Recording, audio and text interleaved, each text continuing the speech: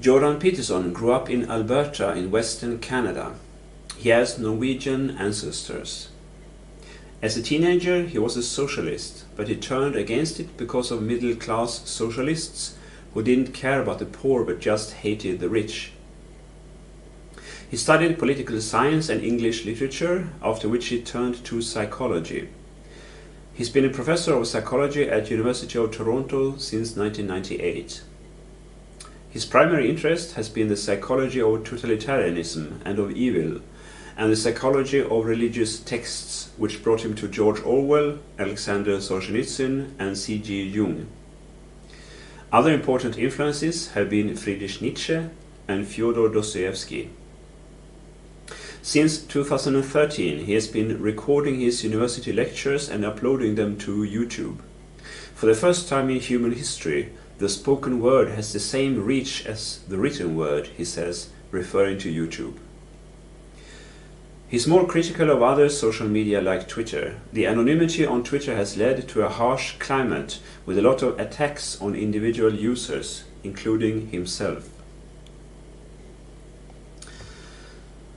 Peterson describes himself as a classic British liberal. He's a strong proponent of free speech and of the rights and the responsibility of the individual. He wants to help people to fortify themselves against the cult-like, murderous behavior of totalitarianism, he says. People must learn how to conduct themselves in the face of all the suffering they can face in their lives.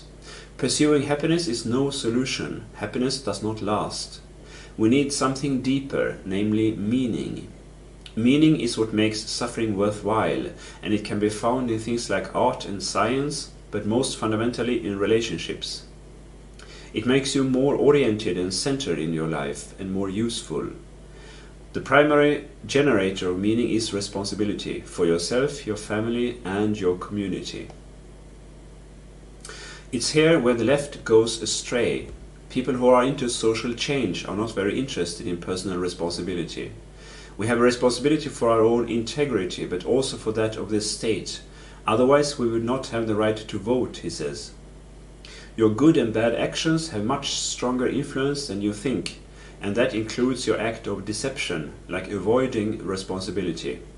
Nazi Germany, the Soviet Union, and Mao's China were possible only because there were so many ordinary citizens who avoided responsibility and who were lying, especially about their own lives and their own experience. Just feeling sorry for someone doesn't make you a good person, Peterson says. Feeling sorry for someone is not a moral virtue. Morality is much more complex than that. Compassion encourages weakness. You can undermine people by inappropriately feeling sorry for them. Never do anything for others what they can do themselves, he says. We want others to maintain their independence. We wouldn't have to think if empathy guided us properly, but it doesn't. It guides us properly only under certain conditions. It can also make us very dangerous. If you're very sensitive to an in-group's claims, that makes you hostile towards perceived out-group members. The left's victim mentality leads to anger, resentment, hostility, and lust for revenge. You've got no better protection in life against these destructive emotions than taking responsibility. You have a moral obligation to be strong, but also to harness your strength and use it in the service of good. Young people are not okay the way they are, he says. They should develop, learn skills. It's not okay for you to be a weak loser, because you could be so much more. It's an ethical crime to let your potential go to waste. I might add that feeling sorry is a basic excuse the left has for their feeling of moral superiority and for thinking they don't have to do anything to relieve suffering and injustices in the world. That's what makes them so dangerous and so disgusting. For Peterson, identifying as a victim is an important part in evil behavior.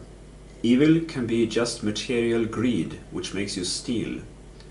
A higher level of evil is the desire to cause harm, to take revenge.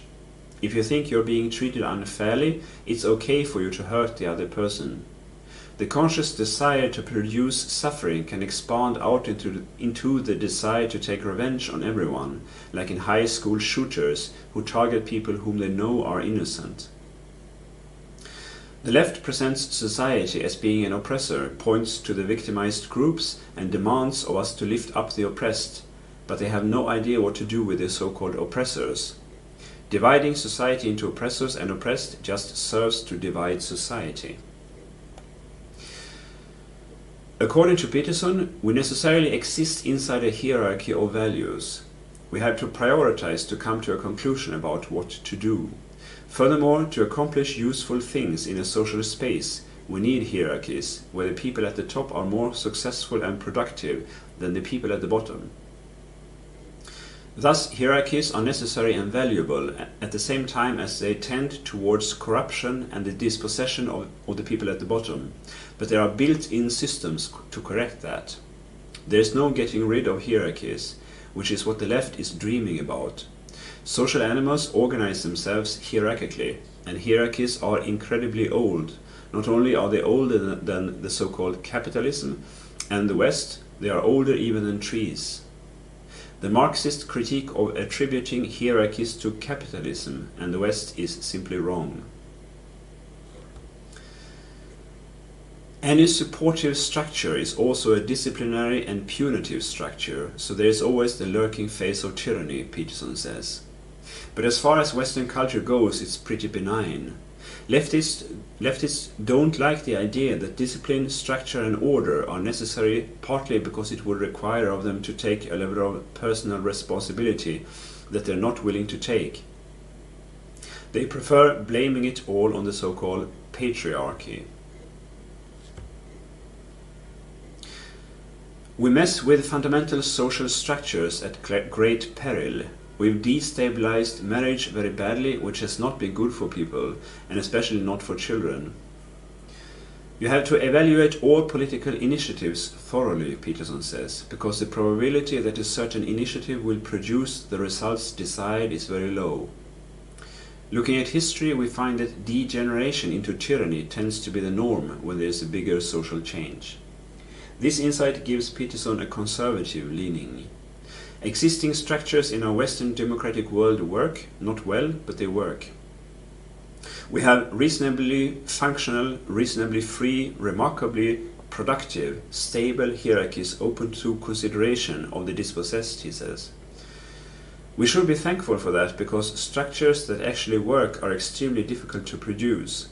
For this reason, Peterson is against trying to radically improve the existing system. What we must do is to define the function of the hierarchy, which may be difficult, and then select on the basis of competence in relation to the function of that hierarchy. There should be no quotas, since the risks outweigh the benefits. And why only make quotas based on sex and ethnicity? There's an infinite multitude of factors you could equalize according to. What canonical groups do we want to consider? What races? There's more genetic diversity in Africa than in the rest of the world. Why not IQ, temperament, or social class? Collectivism and identity politics are problematic for many reasons, and one of these is that people usually belong to several groups. The only proper category is the individual, not a group. Only the category of the individual takes diversity into account. Trying to make group identity the fundamental issue is tribalism, he says. It makes us degenerate into tribal groups, which gives rise to violence. Freedom presupposes order, discipline, and structure. The idea of group rights is problematic. Corresponding to individual rights are individual responsibilities. You can hold an individual responsible, that's probably why individuals have rights. But how do you hold a group responsible?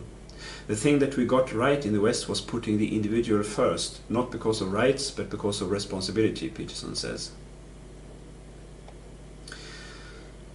I sympathize with Peterson's strong focus on the individual, but I don't think it's enough. We need to focus on the society as well, on the group of people living in a certain nation state. You could use what Peterson says to argue for free immigration, which is what the anarcho-capitalists do, although I'm aware of the fact that Peterson is not an anarcho-capitalist. Things like mass immigration and gay marriage destabilize society as a whole, and thus are a threat to all citizens. Peterson's liberal perspective must be checked by a conservative one. A lot of what Peterson says sounds like a soft version of Nietzscheanism. In future videos we will have a look at some aspects of Nietzsche's philosophy and connect these to the questions of democracy, market economy and freedom. In the next video we will discuss Peterson's views on postmodernism.